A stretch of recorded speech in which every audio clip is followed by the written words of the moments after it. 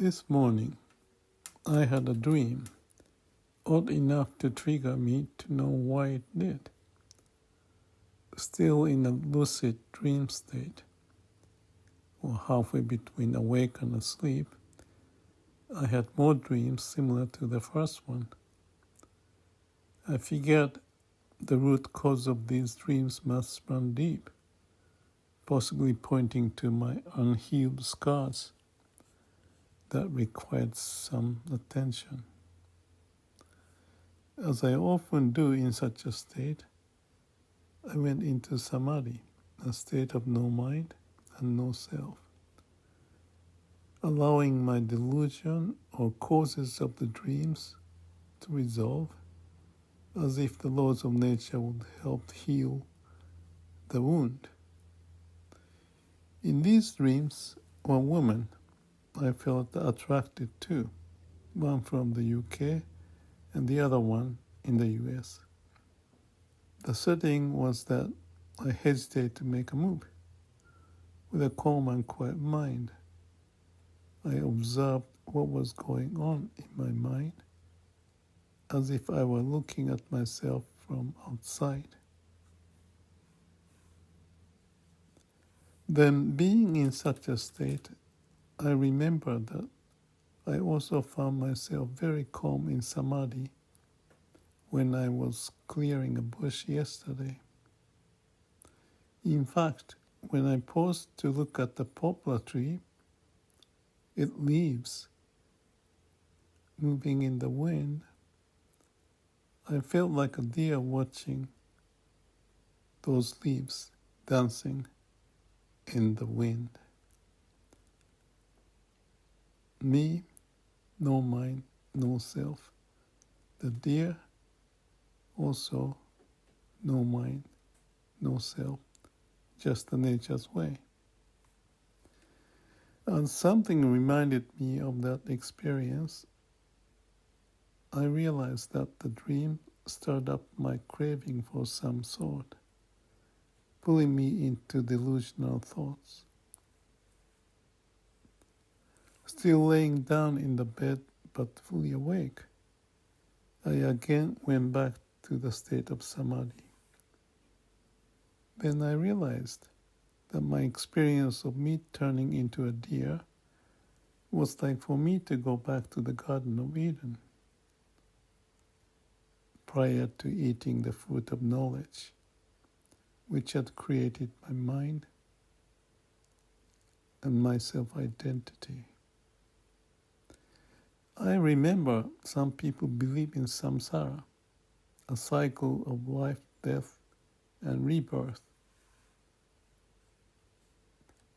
So it's a never-ending fate of us with suffering, no way out, without any enlightenment.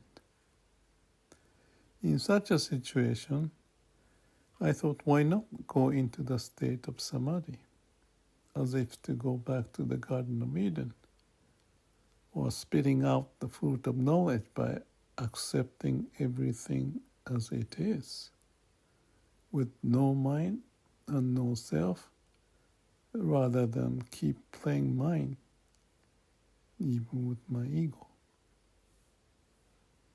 In short, as I got up from the bed, I thought, why not live in nature, at least on occasion, so that we are like a deer in the Garden of Eden, as if to refresh ourselves with no mind, no self,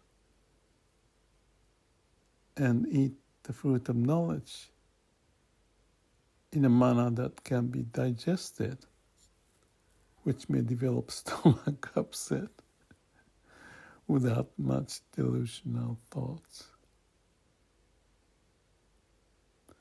Few days have passed and something reminded me of the story of Zhuangzi. Zhuangzi was dreaming of being a butterfly and questioning the nature of reality and self or ego, whereas my case was not the transformation to a butterfly, but the deer. the epilogue here. This is what I found on Google about Zhuangzi's dream. Zhuangzi dreamed that he was a butterfly, happy and free to do as he pleased. He didn't know he was Zhuangzi.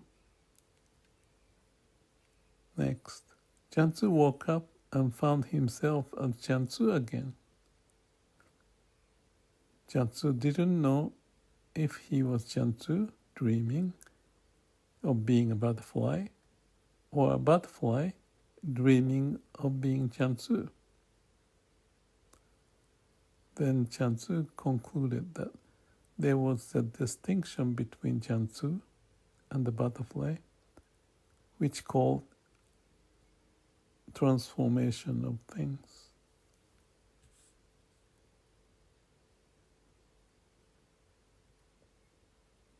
So the well-known Taoist tale of the butterfly, Zhuangzi's dream, it illustrates the continuous change between dreams and reality and how this affects consciousness. The lesson I've learned from my lucid dream is that we need to revisit the Garden of Eden occasionally to discover a balanced path for fulfilling life without remaining trapped in samsara.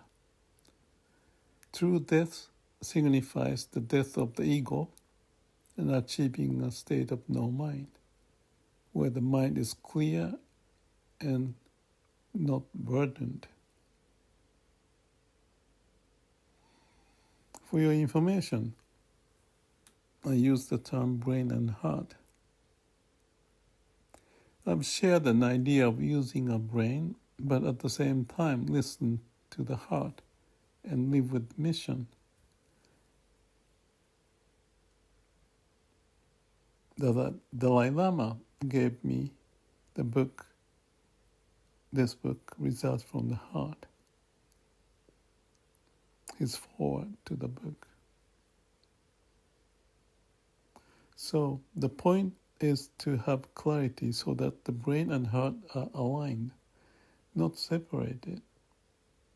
Ideally, such that our ego and its death can happen, in which we may navigate our life appropriately with samadhi as a base. Samsara. Samsara refers to a never-ending story in Hinduism and Buddhism, depicting a cycle of life, death, and rebirth when individuals are continuously reborn into different forms of existence based on their karma, essentially repeating the cycle until they achieve enlightenment and break free from this endless loop known as nirvana, signifying liberation from suffering and the cycle of samsara itself. I emerged from samadhi and rose from my bed after some time.